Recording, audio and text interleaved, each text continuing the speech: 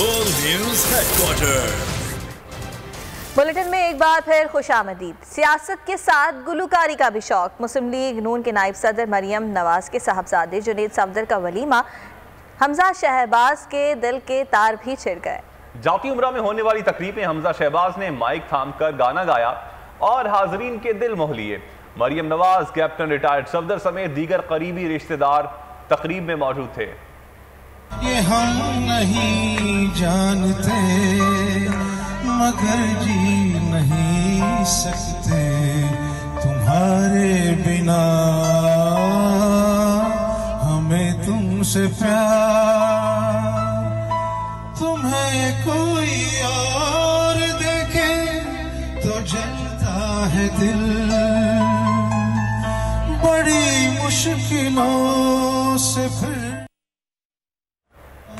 ये हम नहीं जानते मगर जी नहीं सकते तुम्हारे बिना, हमें तुमसे प्यार। तुम्हें कोई और देखे तो जलता है दिल,